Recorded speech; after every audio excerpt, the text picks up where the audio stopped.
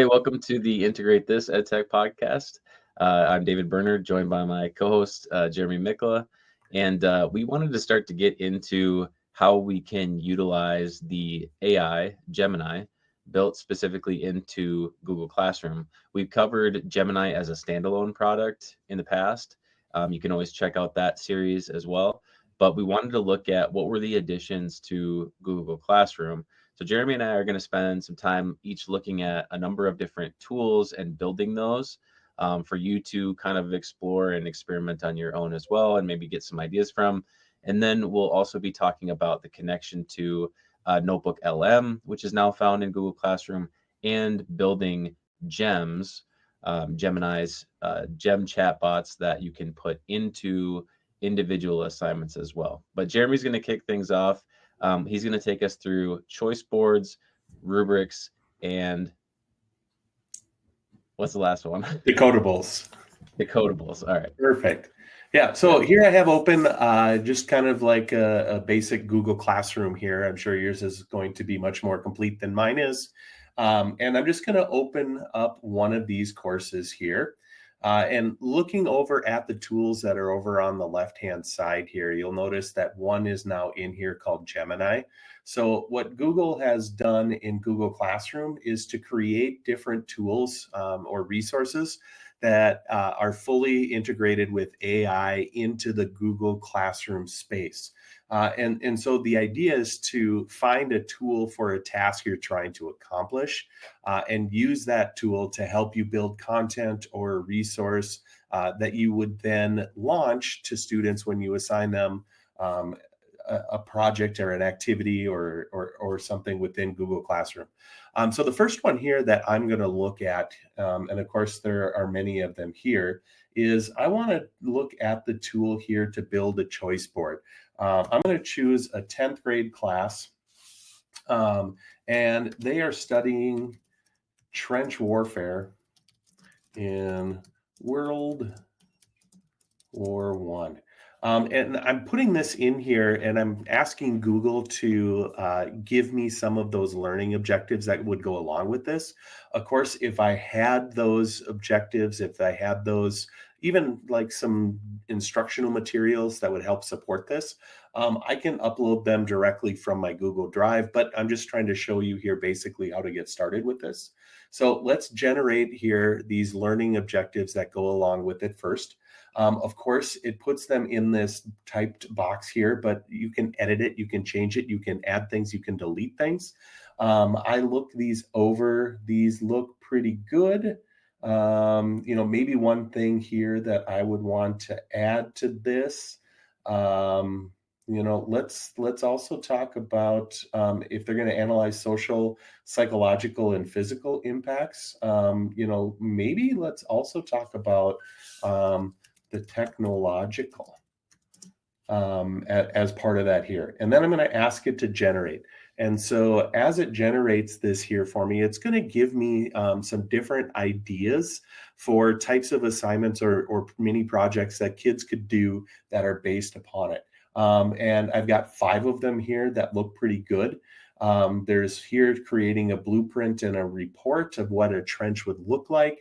It gives me some details, approximate time, materials they would need. And it goes through and it looks at some of these other ones here as well. So a student could meet those same objectives that it described by doing one of these activities. And of course, if you wanted to build out more detailed directions from each of these, Gemini would be able to help you do that. You would just kind of go in here and you would say, hey, I want you to elaborate more on this first one right here.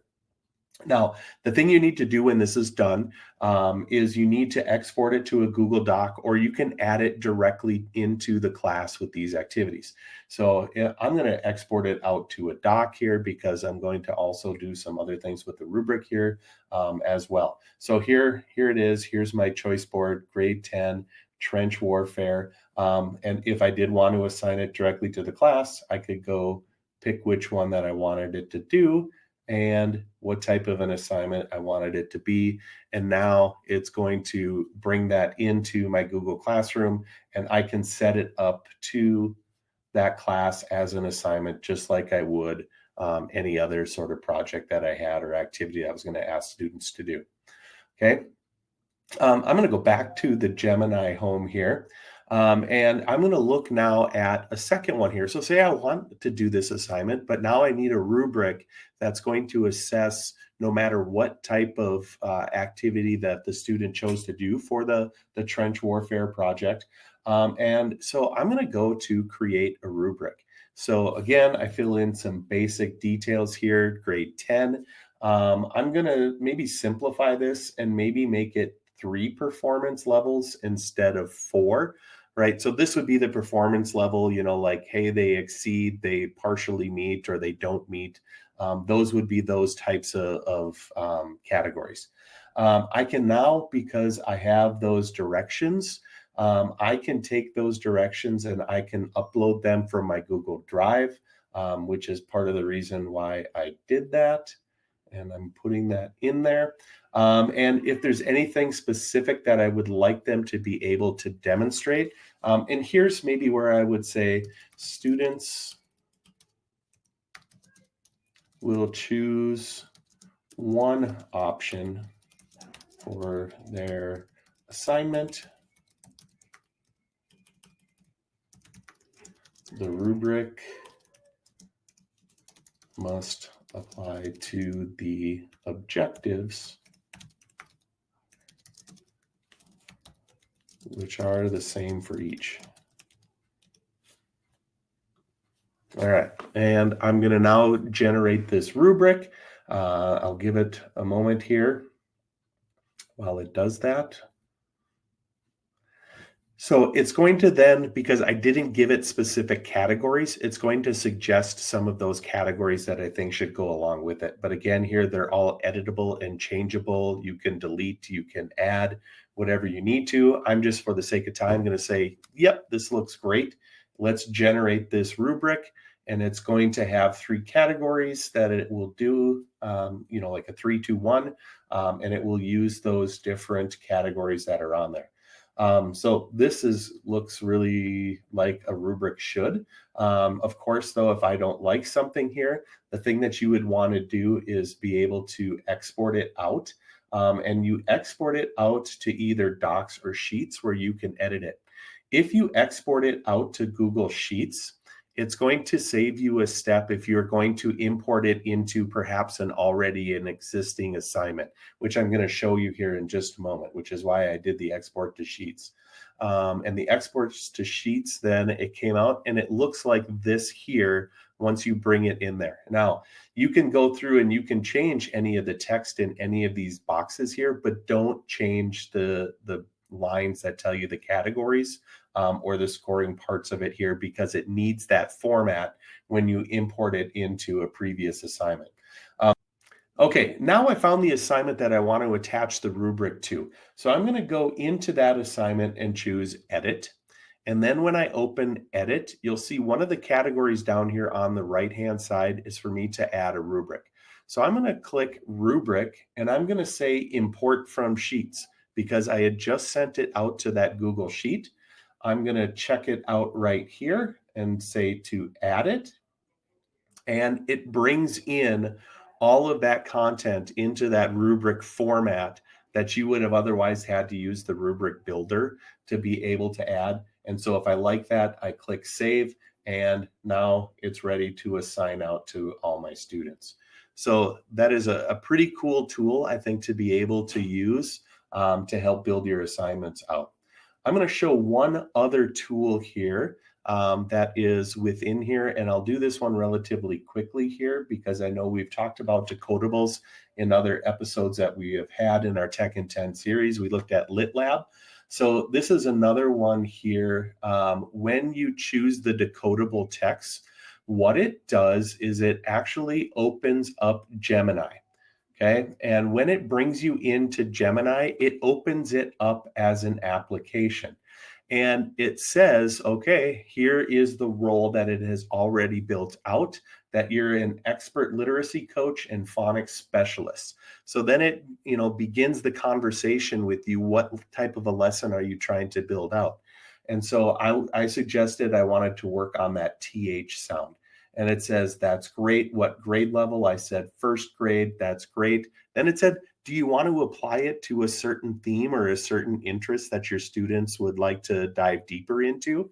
And I said, because it's October here, like, hey, Halloween would be a great topic.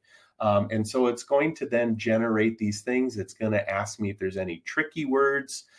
It's going to ask me what previous phonics skills have they worked on, so that it might reinforce some of those previously learned sounds into the story that it develops. And so it's going to go through, I'm kind of skipping through a couple of the different parts here, but you can see it kind of leads me into setting up this story here. And I get to the point here where it is called Thad and Seth. It is about a black cat and a not so scary skeleton who encounter a talking pumpkin. And so they go through the story and it reinforces them. And you can see that it's working on those TH sounds at the end of the word, but also at the beginning of the words in some of these different places here. And what was really kind of neat, what I did afterwards, not only did it tell me what the text should be on each page, I also went through and said, hey, I'd like you using Nano Banana in the create image tools is to generate some images that I could drop into there as well. So it'd be easy to copy and paste this into a Google Doc. You could print it, cut it, staple it to whatever you needed to make that literacy book that really focuses on something that your students are interested in. So those were 3 great tools worth exploring here in this Tech in 10. And I know David is going to come up in the next episode that we drop, taking a look at some new tools. So I encourage you to give these a try. So thanks for joining us, and remember to keep integrating.